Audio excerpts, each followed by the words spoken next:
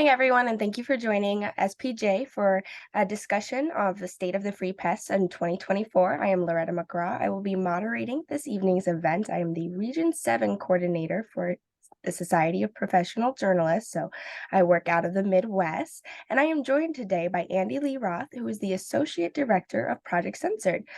Andy, would you like to tell us a little bit about your role at Project Censored? Thanks, Loretta. It's a pleasure to join you, and thanks to everyone tuning in. I guess that's what you do on this occasion.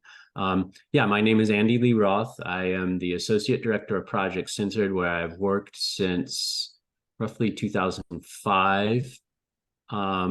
My background is as a sociologist. When I was studying to work on my PhD in sociology at UCLA, I got interested in how news stories were assembled from a sociological perspective, and kind of as a way of getting at the power of news, right? The ability of news to shape our understanding of the world and our role in it. And that took me to Sonoma State University, my first job as a minted professor, where I ended up working with Peter Phillips, who was then the director of the project. And Peter knew about my interest in news and quickly got me involved in the project. And I've been doing that work ever since. Wonderful, wonderful. Well, thank you again so much for joining us and taking the time out of your schedule to do this webinar, which is hosted by SPJ New England. So we really appreciate your time and generosity to be able to speak to us about the state of the media and some of the ongoing censorship that's kind of happening throughout the United States. It's very important what Project Censored does. So I guess just to give everybody a little bit of background, I just wanted to start off with, what is Project Censored, first, for those who aren't aware, and how do you guys define censorship? Yeah. Well, first of all, let me preface my question by saying we at Project Censored are great admirers of the Society of Professional Journalists. And there's probably not a single Project Censored yearbook from the last handful of years where we haven't cited in one form or another elements of the SPJ Code of Ethics. And maybe we'll talk some more about that later in this webinar. But yeah, in answer to your question, Loretta, Project Censored, since its founding by Carl Jensen, has had a kind of expansive definition of censorship, especially as it relates to news. So I'll just read that definition. Censorship is defined as the suppression of information, whether purposeful or not, by any method, including bias, omission, underreporting, or self-censorship, that prevents the public from fully knowing what is happening in its society. And I think there are two elements of that definition that I would stress for our purposes here now. One is that definition is much broader than many people's day-to-day understanding of censorship, which tends to be focused on kind of top-down censorship, what people within SPJ will immediately recognize as prior restraint. And this definition is broader than that. The other thing that I think is important to recognize about the project's working definition of censorship is that it's focused on consequences as well as the forms of censorship themselves. So it emphasizes the public's right to know and the importance of a well-informed public for having democratic self-government. Yeah, wonderful. Thank you so much for giving us that brief description of kind of censorship and what it looks like there at Project Censored. I also wanted to take a minute to just kind of give a shout out to Adam Sennett from the SPJ New England. He's putting some information in the chat. So if you guys want a little bit more background about Project Censored, there's a link in there, and as well as any questions that any of our audience members have throughout, go ahead and throw those in the chat. And as we go along and those relate, I'll definitely get those questions asked so that Andy here can answer those to the best of his ability, okay? All right. So I did want to ask, kind of on that note still of censorship, is it different from what you might see in countries without a First Amendment? How does that work? What are you really examining as an organization based out of the United States? Yeah, thank you. That's such an important question, Loretta, because I think a lot of people maybe not those participating in this webinar tonight, but when we do events, public events, a lot of people are like, censorship in the US, but we have the First Amendment, right? How can there be censorship in the US when there's First Amendment protections against, and it's important there, I think, to, thinking comparatively is very useful. I think one of the important angles I would emphasize is that free speech without critical thinking, free speech without a well-informed public is arguably more dangerous than some of the alternatives. And this is a point not original to me, but where I first encountered it was when I was studying critical theory in grad school, and Herbert Marcuse, who in 1969 published a really provocative piece that, I mean, it's still provocative today, called Repressive Tolerance. And he makes that point that censorship in a totalitarian society is in some ways not as powerful, because everyone in a society where there's overt censorship knows that what they're getting from the state is probably not to be trusted. It's propaganda, it's motivated, it's incomplete, it's partial, etc. Whereas in a society that purports to have a free press and has free speech principles, when free speech or freedom of the press are compromised, it's more difficult for people to understand and recognize when there is censorship, or when there's censorship that takes more subtle forms than a government official or a newspaper editor saying, you can't print that, right? And so, for instance, my project colleagues, Mickey Huff, who's the director of the project, and Avram Anderson, who's a librarian, information science faculty member at Cal State University Northridge, wrote a piece that'll come out in an edited volume early next year about what we call censorship by proxy. And the idea is that we define censorship by proxy with three elements. One, it's censorship undertaken not by a governmental entity, but by some kind of third party, often corporate in character. That censorship, when it's censorship by proxy, often goes beyond the limitations on governmental censorship. And the third element is that censorship often serves the mutual interests of both that third party, say a corporate entity, and the government. And so that's a form of censorship that's far more subtle than top-down censorship. And it's we argue in this chapter, there's an early draft version of it on the Project Censored website that people can read today if they choose to. We argue that with the rise of digital technology and these massive internet-based platforms like Google and Microsoft, and the social media platforms like the Meta operates and X, Twitter, that censorship by proxy is a 21st century form of censorship that is, again, part of that broader definition that the project advances and tries to work on, that many people are only now kind of becoming to appreciate just how pervasive and impactful it is. Yeah, I would definitely say it's something that's a newer trend. We haven't seen it in a historical action. I mean, we've definitely seen from the top down, as you've seen in school papers and university educators, a lot of censorship happens there when it comes to the media. And even at a larger level, just recently, the Marion County newspaper raid and Kansas, you see a lot of situations where you could define it as censorship, because it is an attempt from not just a governmental body or an agency at all times, but from some form of power structure where you're kind of being told what you can and cannot do. Even if you've done your job to the best of your ability, you might receive a cease and desist letter from your governmental agency or your local law enforcement, because they just don't want you to publish what you're working on. So as a journalist, I can definitely relate to that and understand that background as well. And I love that your note on that free speech without thinking is, yes, very dangerous, very, very dangerous. Thank you for that note. I think that's something that our audience can definitely relate and understand. I do want to go back to the beginning just for a little bit. Project Censored has, of course, been studying media censorship for quite some time, I believe since 1976. Yeah. Can you tell us just a little bit about how the organization started and how it's kind of come to grown over the years, especially in this 21st century media landscape? Yeah. I'll give you the quick version of the project's origin story since we're now, almost we're coming up on our 50th anniversary. The project was founded at Sonoma State University, which is part of the Cal State University system in California, by Carl Jensen in 1976.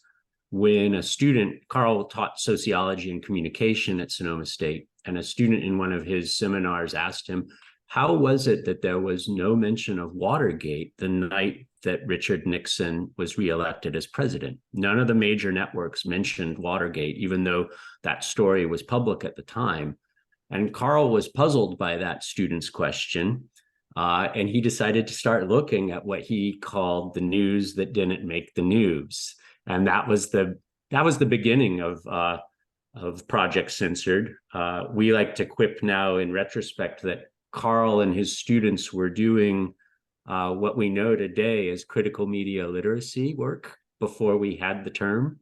And that's that student-centered focus is something that's continued over the years and decades now as the project's developed. We're no longer based primarily at Sonoma State University around 2009. Peter Phillips, who was then the director, and Mickey Huff, who's now the director, made the move to expand what had been done with students and faculty at Sonoma State, opened it up to other campuses at colleges and universities across the country. And that's what's become the project's campus affiliates program, which I coordinate in partnership with Steve Masick, who teaches communications at North Central College. And that network we now have this kind of informal horizontal network of about 24 college and university campuses. Each year, several hundred students from those campuses are identifying, vetting, and ultimately summarizing and publishing kind of critical analyses of important news topics that are being either ignored altogether or marginalized or treated only partially by corporate news outlets. So this is students continuing to do the kind of hands-on engagement in critical media literacy, but not just as a task that they do in their classroom to fulfill a requirement for a grade or a general education credit, but also something that they're doing where they know as they're working on researching these stories that if they do a good job on that work, and if the story pans out, if it meets the criteria that the project has for these kinds of stories, it'll end up posted on the project's website as a validated independent news story.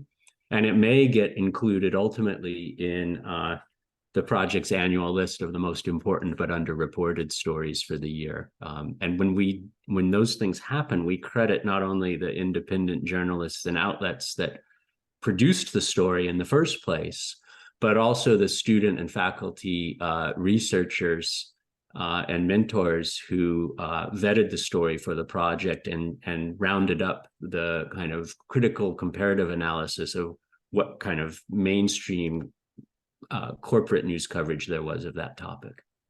Yeah, absolutely. That's an awesome program. Thank you so much for telling us a little bit about that campus affiliate program. I'm sure we're joined by a few students here. So since you said there's about 24 universities at this point involved, if there's more individuals who are interested, is there a good way that they can get in touch, or how could Yeah. they get involved? We're always looking to recruit more campuses to join us in this work because, of course, there's so much really significant independent news reporting now. When I first started with the project, I showed up in Peter Phillips' investigative sociology class. And it was a seminar of about 24 students. And on the first day of class, he had a stack of independent news media. This wasn't that long ago. A stack of they were print publications. And he just tossed them out like he was dealing cards. And he said, here, find a story and start working on it. That was in the mid 2000s. There's been an explosion of independent journalism online since the internet has taken off. And there's so much more to cover now that we constantly are seeking new campus affiliates. So if you're a student, go to one of your professors who you think might be into this and tell them, hey, there's this program at Project Censored, and I think we should get in on it. If you're a faculty person, we have all kinds of resources on the Project Censored website. That's projectcensored.org. And if you go to the In the Classroom tab, there's a host of online resources, including all the guidelines and how-tos for the validated independent news exercise that I was just talking about. Wonderful. I'm going to throw that in the chat too, so everyone's aware. That's just going to be projectcensored.org. Okay. There's also a quick link to the background about Project Censored again for those who got in the call a little bit late, but definitely go to the website and check out all of those resources that Project Censored has, as well as learn a little bit more about that campus affiliate program. It sounds absolutely wonderful. And I did want to move just back a little bit because you did mention that censored, the news that didn't make the news, and why that previous annual book publishing. And we've got a chronology of censorship dating all the way back to 605 BC. So I just want to ask, how important is it to feature these types of stories every year? I think there are two kinds of answers to that question. I love that you went back and found that. That was Carl in kind of historian mode, picking out these tidbits, the history of censorship, right? That was published in one of the earliest editions of the yearbook. I think there are two kinds of answers for why track these stories. One is each story is important in its own right and deserves greater attention. Steve Masick and I, in the introduction to the first chapter of this year's book, The State of the Free Press 2024, where we're introducing this year's 25 most important but underreported stories, we note that each story is one about which the public might have been mobilized to act if they had been better informed, right? So picking up on that theme from one of your previous questions.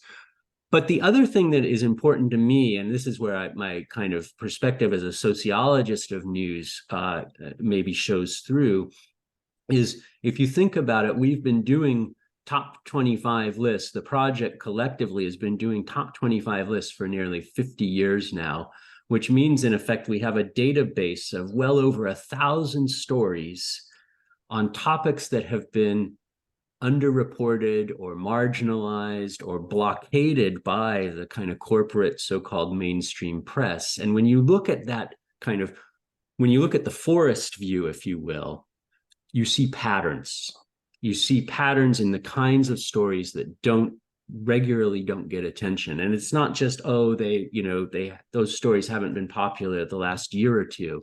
You see patterns over this long history of years of top 25 story lists that are, I think, in the sociological sense, they're systemic. It's not coincidental that these kinds of stories are being underreported or omitted or blockaded.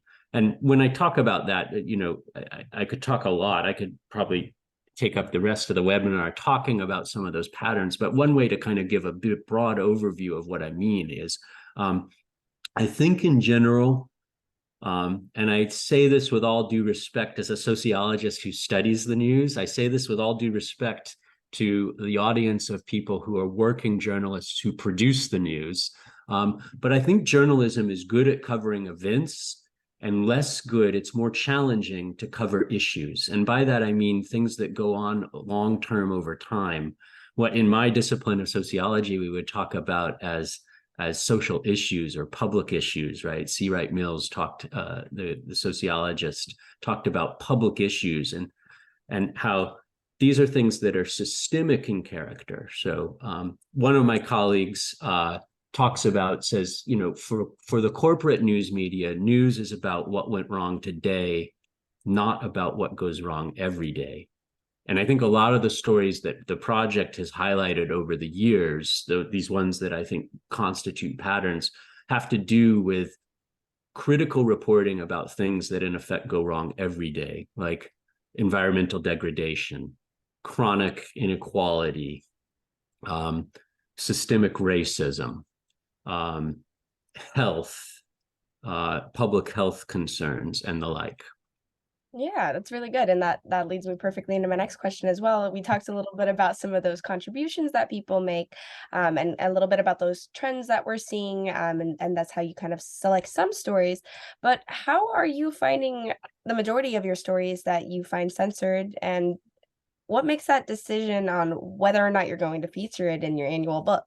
Yeah, thank you, because that's an important question for the credibility of the project and the judgment involved in producing a list. I suppose the first thing to say is I wouldn't want to get into a kind of contest where, oh, the number one story is, quote, more important by 13 times than the number 13 story. The production of the list is in some sense a hook to get attention for these stories. But in terms of the selection process itself, we're very serious about that. It's a year-long process. It's a painstaking process. It involves literally hundreds of people, starting with the students and faculty in the campus affiliates program that I mentioned earlier, but also including interested people from the public and sometimes journalists themselves, bringing stories to our attention. Once a story is nominated, a student will begin working on it, researching it for its timeliness, for its significance, for the quality of its sources, and also for the extent to which it's been covered by the corporate press. And if it fails on any one of those, it's done and it's gone, right? We say, good work, you killed, we use a metaphorical language, you killed the story, we know we shouldn't, and that's an important outcome, because we don't want to be critiquing the corporate news media for failing to do their job when they're in fact doing a good job. It's not a knee-jerk reaction. And if it was published in the corporate news media, it's inherently flawed in some way. That's not the project's line. Anyway, by the time a story ends up on the top 25 list, it's gone through no fewer than 5 separate stages of review for its validity, for its quality, for its trustworthiness. And as we say in the yearbook, I'll just read this passage because I can't put it better than we've written it. Although the stories that Project Censored brings forward may be socially and politically controversial, sometimes even psychologically challenging, we're confident that each is the result of serious journalistic effort and deserves greater public attention. So yeah, and there are literally, like, the final stage of that process is we have a panel of 28 international judges. So many of them are themselves current or former journalists or editors, media scholars, media activists, who advise us and ultimately vote to rank order those stories in each year's book. And you were asking a bit about the history of the project a moment ago, Loretta. I would just add here, like, that panel of judges, I interact with them on a regular basis. I help coordinate the voting process that takes place each spring. So I get to be in touch with this illustrious group of people. 3 of them, who I'd like to call out by name, have been Project Censored judges since the first year, way back in 1976. That includes Nick Johnson, who is a former FCC commissioner, Jack Nelson, an editor and publisher, and Sheila Weidenfeld, who was, I believe, the press secretary for Betty Ford, the first lady when Gerald Ford was president. So we're very proud of our judges and fortunate to have them share their expertise and insights with us. And they're a critical component of that multi-stage year-long process that I've been describing. Yeah, thank you so much for sharing that. It's always really important to note where our check is coming into place, where that role is really coming in. So it's cool to Mhm. hear that you guys have a panel of 28 judges. That gives it a little more diversity and different backgrounds. That way, it's not just everybody who's come from the same industry, all judging from the same perspective. It's very important to have a well-rounded judging panel. So wonderful to hear that you have so many individuals involved, especially since the formation of the group. You don't hear that very often, so that Yeah. is excellent to hear. I did want to, however, ask what are some of the biggest stories that Project Censor has decided to censor, or Project Censor has decided to cover over the years? Um, and what kind of rounds out that list? What are those Yeah. top 10 or so? Oh, I feel like this puts me a bit on the hot seat because I'm gonna inevitably answer revealing some of my personal subjective assessments of like the best or the most important. And so other people from the project would almost certainly respond to this question, your question, Loretta, with a different set of stories. But let me rattle off a few that come to mind when I was thinking about these questions earlier today. Here's my short list of some of the biggest stories that we've covered over the years.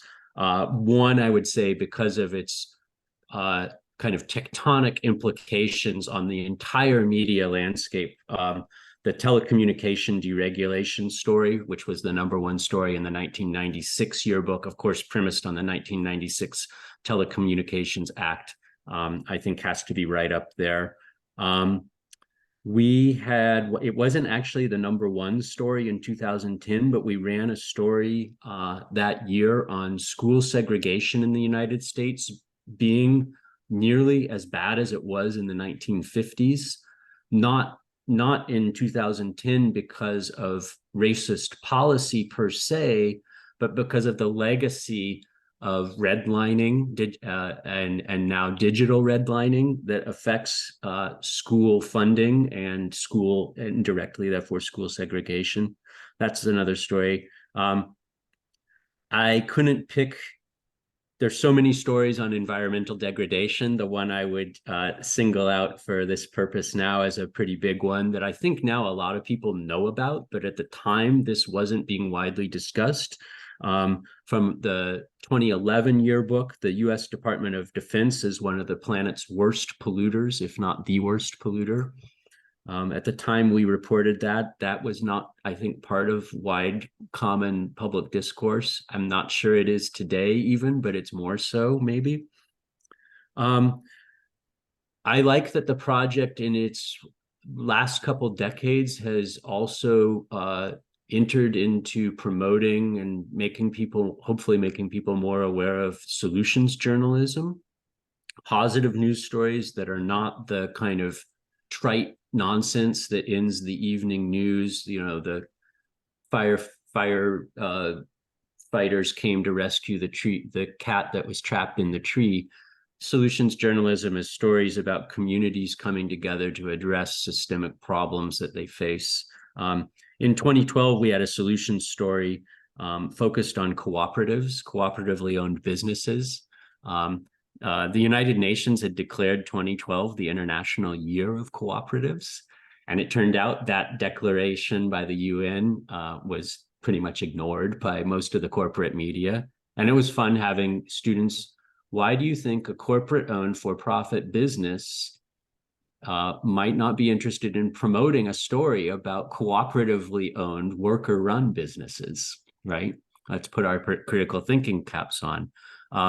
It'll be interesting to see. At the time that story was published, the UN and other entities noted that nearly 1 billion people worldwide were co-op member owners, and that cooperatives would become the fastest growing business model by the year 2025. So we're coming up to a chance to assess that prediction. The last story I'd highlight is maybe not so positive, but it has an important angle.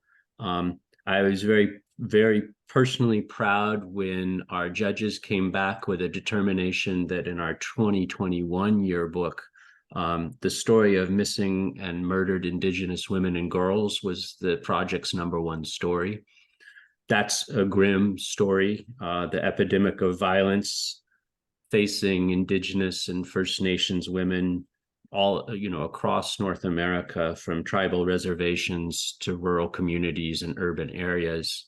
But one of the things that we emphasized in our reporting on that story was not only that the establishment press had done a very poor job of covering MMIW, as if it was a problem only in Canada and not in the US, for instance. But we also were set on emphasizing Indigenous responses to that crisis. So organizations like the Global Indigenous Council, the Urban Indian Health Institute, the Sovereign Bodies Institute, the Braveheart Society, all organizations basically stepping in to do either collect data in a way that the federal government has not been doing or had not been doing at the time, and also providing, of course, crucial support and mobilizing networks of activism to resist that epidemic of violence. So I'm super proud of that story.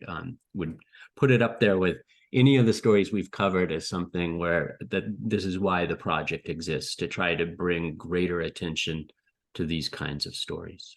Yeah, that's absolutely wonderful. I wanted to take a moment to note one of our SPJ members, Jody Rave Spotted Bear. She works with the Indigenous Media Freedom Alliance, and she's currently working on a project as well with SPJ to kind of track some of those missing individuals in the Indigenous community. So it's really amazing to see kind of that crossover of our relationship beyond just the code of ethics, of course, which a lot of organizations love to cite and use, and it's a wonderful resource. But absolutely wonderful to hear that makes kind of rounds out your top few stories there, because we are also doing some work right now with the Indigenous community and tracking down those circumstances and some of those stories that just don't hit the mainstream media because they are a little bit more evaluative and have to take time and look and give it really the space it needs. And unfortunately, sometimes mainstream media, of course, as we know, is very much quick. It's about getting it out there as quickly as possible, and it's not usually as formulative as we would like it to be. I just want to intersect. We should follow up on that, Loretta. I would love to get the contact information from you for that person, and absolutely. I would put love them to on the Project Censored radio show and whatnot. Yeah. Okay, absolutely. I will get you guys in touch. Thank you so much. Just Cool. definitely back with me about that. I did also want to kind of mention, because this didn't round out your top few that you listed, but I did want to note last year's story, fossil fuel industry subsidized at rate of 11 million per minute. That was actually the #1 most censored story in your list of 25. And we did talk a little bit about how, for promo purposes, there's not really specifically the #1 story versus, number 25 being lesser than the others, to reiterate that. But what do you kind of feel like made this the most censored story? Like, why was that really your promotion purpose? Yeah, thank you. It's great to talk about that story. It's quote last year's story, but it hasn't changed, right? I think the short answer to your question is that issue, fossil fuel subsidies, is global in scope, and it's global in its consequences.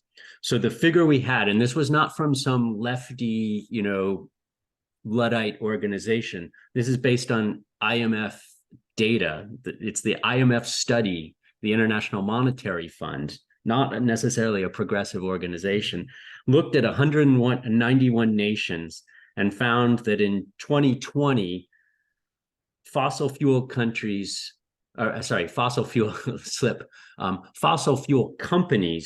received $5.9 trillion in direct or indirect subsidies. I want to do two things here. I want to pause and try to put $5.9 trillion into some context, because that is a boggling figure. And then I want to talk about those direct and indirect subsidies. In 2020, the US median household income was a little over $70,000 a year. So what is $5.9 trillion? You would have to work for 83,352 years at the median household income level in 2020 to earn as much money as the fossil fuel industry was subsidized by governments around the world in 2020. So that's just, I think it's an astonishing number. What does that mean? Some of it is stuff that will be, I think, common sense to people in this webinar. Tax exemptions to fossil fuel companies constitute a kind of direct subsidy of the fossil fuel industry. But the indirect ones are where all the action is in some ways. The lack of liability for the human health costs, for air pollution, for extreme weather, for traffic collisions, right? And one of the points that the journalists who covered this story, independent journalists who covered the subsidy story, pointed out is that governments and taxpayers also pay indirectly for these subsidies. So a spokesperson from Oil Change International made perhaps the obvious point that it's an utter disgrace that rich countries like Russia, India, China, Japan, and of course the US are spending more on fossil fuels than they are on climate protections, right? So I think that's the longer version of the answer to the question. We're in what I believe is an existential crisis when it comes to the climate, and the idea that at this very late stage in that very serious game, governments around the world, including our own here in the United States, are underwriting basically a dying industry that's also a deadly industry, right? I'm speaking there now from my own personal standpoint, and I wouldn't present that as the undeniable truth, but there's a lot of evidence for it. And this is a good place to add that anyone who's interested in learning more about these stories can go to the project's website, and all these stories are archived there under the website pages for the top 25 history. I'll put the link for this particular story in the chat if anyone wants to see more of the detail and less of my opinion. Thank you so much. That is really astonishing numbers. Thank you for putting that in perspective for some of our viewership. It's certainly baffling, to say the least, from the perspective that there's just so many tax exemptions and cuts for such a large overarching industry that, of course, affects most of consumers, because most of us have to get on the roadways on a daily basis. And so when the oil prices drive up or low, it affects us directly. But to see those kind of tax cuts happening to these big corporate industries, and then the environmental impact in turn of this, it's definitely a little astonishing, to say the least. So if you haven't already read this story, fossil fuel industry subsidized at rate of 11 million per minute. I think you just plugged that in the chat there. Thank you so much. And those 25, yep, there it is. Definitely give it a read. A wonderful article. I really enjoyed it as well. And then, of course, the list of 25 most censored stories per year. If you've got the time and you've got the interest, definitely go ahead and check that out. That's on the Project Censored website. I believe we'll be tossing a link in for that too. There it is. Perfect. I did also just kind of want to move back a little bit. So just a little bit more. How has media censorship gotten better or worse since Project Censored first originated in 1976? Yeah, I think that's a challenging question, right? I'd say it's evolved.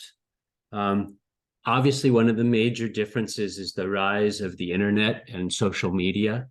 Those are, I believe, tectonic shifts, watershed moments in terms of media. When I was a graduate student, first beginning to get interested in studying news from a sociological perspective, departments of sociology and communication offered courses in mass media.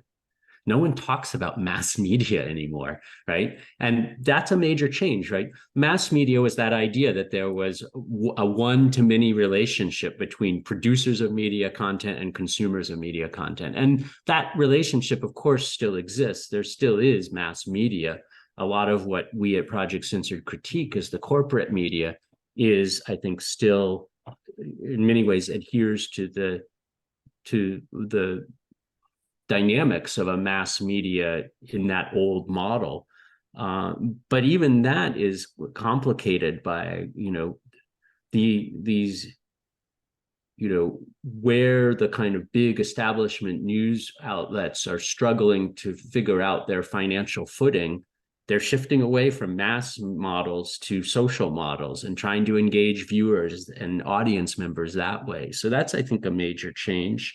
As I mentioned earlier, I think there are just so many more high quality independent journalistic outlets out there now because of the rise of the internet and digital publishing. You don't have to own a printing press anymore or a broadcasting studio in order to be a news producer. And there's a lot that's good about that.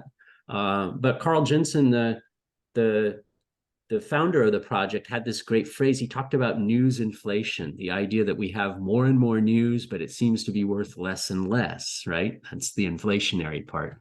And so one of the challenges, I think, for ordinary everyday people is there's so much news out there that it's hard to know what you can trust or where to devote the time that you have in the day to the time in the day that you have to devote to news. Where should you spend it, in effect?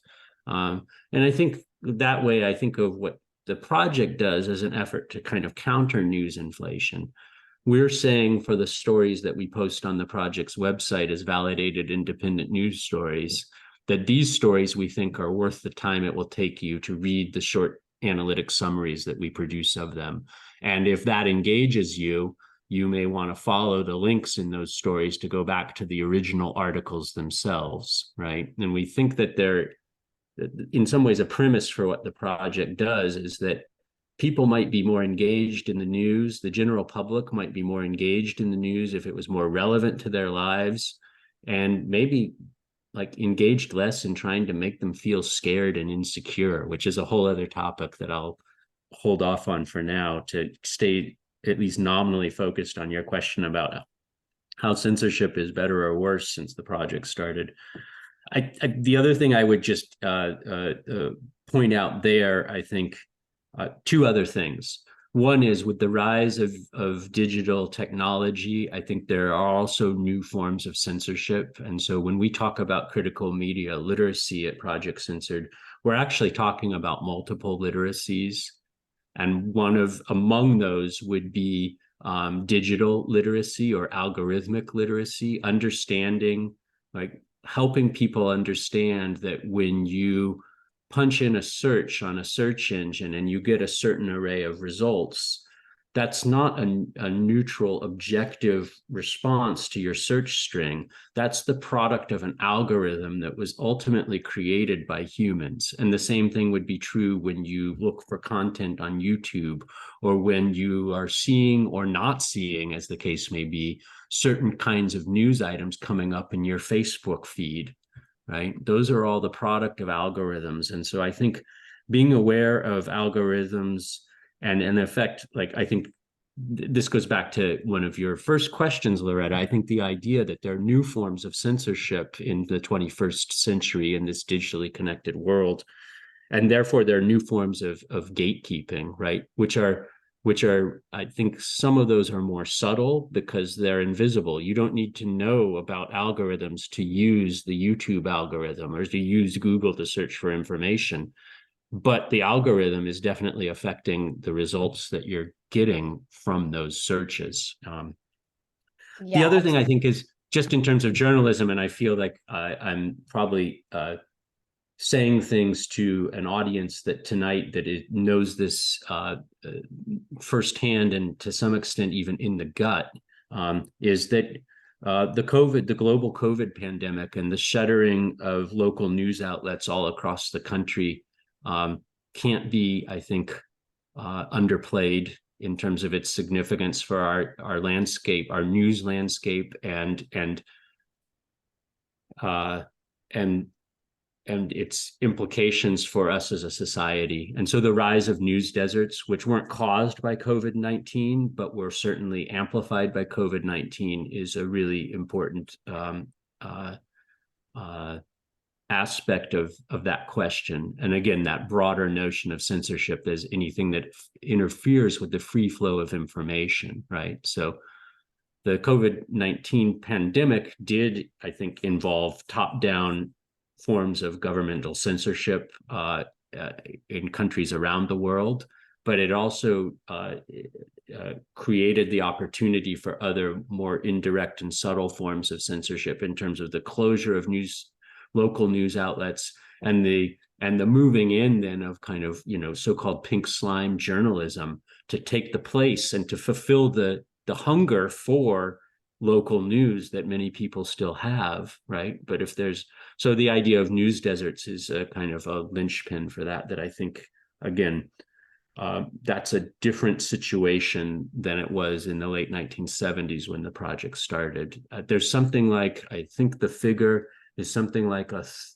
fifth of Americans, which is to say about 70 million people, live in a county where there is either no local newspaper or only one local newspaper, right? And that risk, that absence of local news is compounded by the fact that in many of those counties where the social economic prosperity of the county is lacking, there also is a strong lack of internet access, the digital divide, as we've come to call it. And so that you have communities where people are almost entirely cut off from news because they lack a local paper and they may well lack internet access. And that's again, if you believe that democracy is founded on a well-informed public, those are also kind of existentially scary conditions to face. Yeah, absolutely. I mean, I could go on forever about that. There's only so much the independent nonprofit newspapers and student news can do to bridge that divide. Of course, we're seeing an increase in a lot of those localized stations decrease, and I would likewise agree that there was a huge push for that. Unfortunately, and just due to lack of funding and at a localized level, especially during the pandemic, it kind of fell through the cracks. But hopefully we'll see some revitalization of news in the future. Only time can really tell where that's going to go. But we are getting a little bit short on time, so I did want to kind of propel us forward. Project Censored State of the Free Press 2024 that you kind of previewed there for everybody comes out on December 5th. That's tomorrow, guys. So what can readers expect from this year's book? Thanks so much, Loretta. Yeah, we're super excited about this book. It is, again, there's several hundred people who work their tails off around the year to produce not only the top 25 story list, which is only one chapter of this 6-chapter book. So we'll have the news that didn't make the news. We're a bit in the business of selling water by the riverside. We also post that top 25 story list on our website, so you don't have to buy the book to learn what this year's top stories are. And I can preview, we have stories about toxic chemicals in our rain, climate disinformation from big utility companies. It turns out the utilities were as bad as big oil, and union victories. Underreported stories about union victories being led primarily by people of color, union members of color. These are some of the stories that you'll see in this year's top 25. And then the rest of the book, we have annual chapters on deja vu news, where we go back and look what happened to prior years' top 25 stories. This year, Steve Masick and students of his at North Central College wrote that chapter with a focus on women's health. And so we've got a great batch of deja vu news updates about stories that this project has published on women's health and inequality over the years, including an update on the missing and murdered Indigenous women story from a couple years ago. We have the annual junk food news chapter, where we compare the frivolous junk food entertainment that is so prevalent in so-called mainstream news media, often at the expense of coverage of more substantive, important stories. That chapter is always written with a bit of tongue-in-cheek and some sharp humor. So that I think of that chapter as being a great entryway for someone just learning about the project, because what we do is with a sense of humor, the authors of that story, most of whom are either current or former Project Censored students, or many of whom I should say are, and we compare and contrast, while the press was focused, while junk food news was focusing attention on the philanthropy, I'll pronounce that carefully, the philanthropy of Mr. Beast, the YouTube sensation. They were missing important stories about systemic inequalities in healthcare in the US that Mr. Beast wasn't really addressing. And we have a great chapter by Robin Anderson, who many people know from her work with fairness and accuracy in reporting. Robin's been a longtime Project Censored contributor. She does the news abuse chapter, which is kind of the counterpart to if junk food news are frivolous stories that distract our attention. News abuse are important stories that have been covered in a way that makes it more difficult rather than easier to understand their real import. This is where news perhaps shades into propaganda in some cases.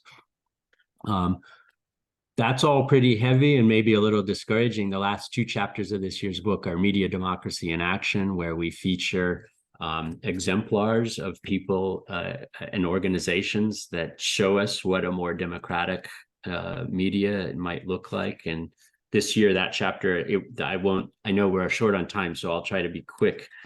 We have Christine Emeren from the National Coalition Against Censorship writing about book bans.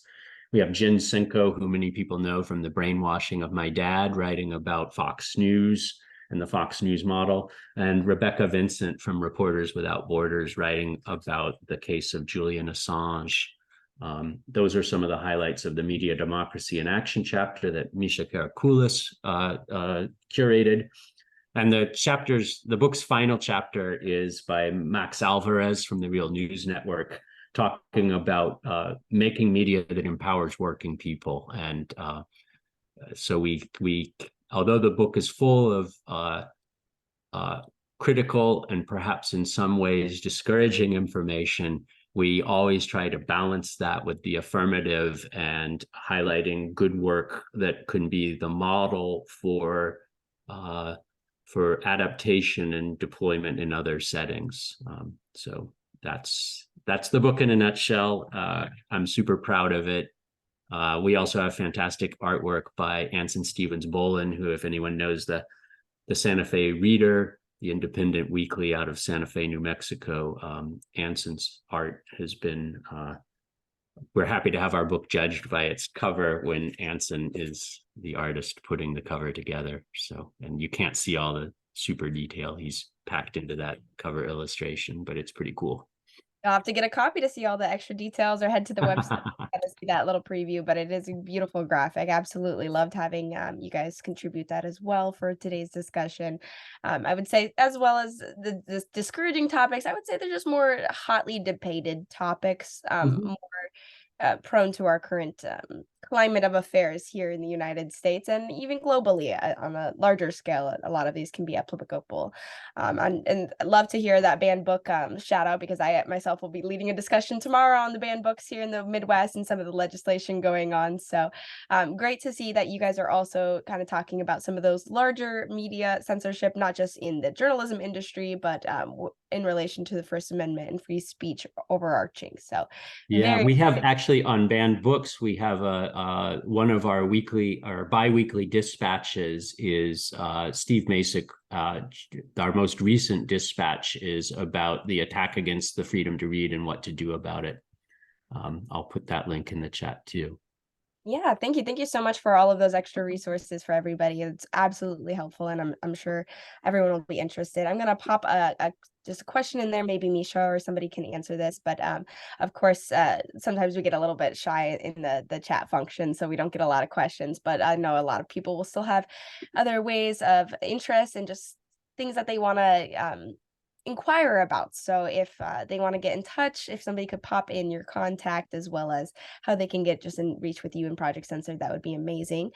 But I did just want to briefly ask, how can journalists and maybe even average citizens really try to fight this media censorship? Is there anything that we can do directly to get involved? I think one is look for and support independent news outlets that produce ethical journalism in the public interest. And when I say ethical journalism, I'm thinking about the SPJ's Code of Ethics. Seek truth and report it, right? Including the points of boldly telling stories of the diversity and magnitude of the human experience.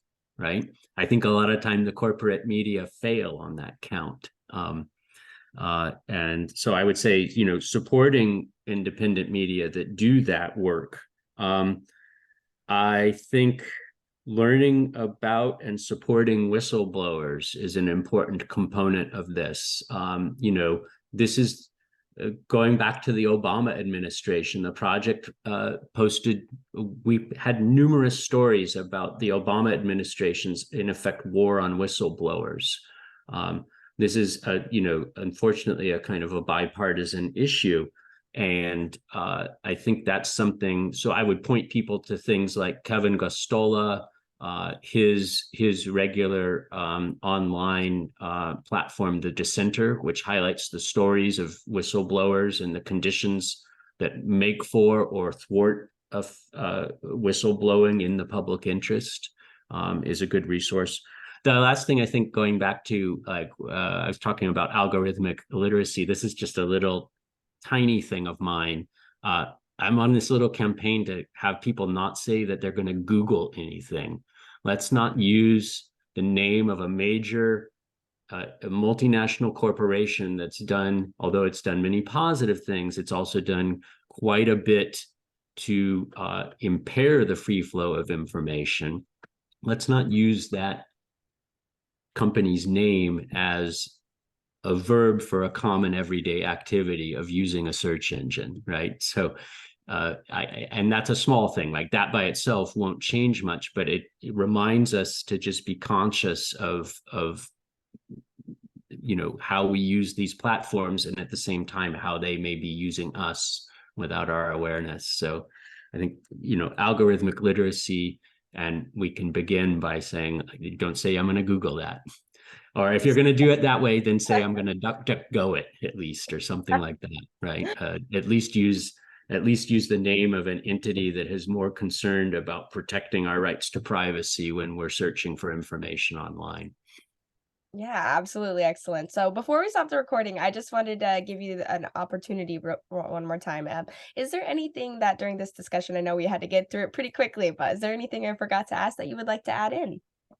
No, this has been great, Loretta. It's what a blast. The time has flown by. I'm sure there's more that we haven't covered, but people can always go to the project website to learn more. We have a weekly public affairs radio program that my colleagues Mickey Huff and Eleanor Goldfield produce, and you can find the episodes of that on the project website, and you may be able to find it on the Pacifica network of radio stations in your community as well. So yeah, there's just so much going on, and we welcome tips on stories and issues from people.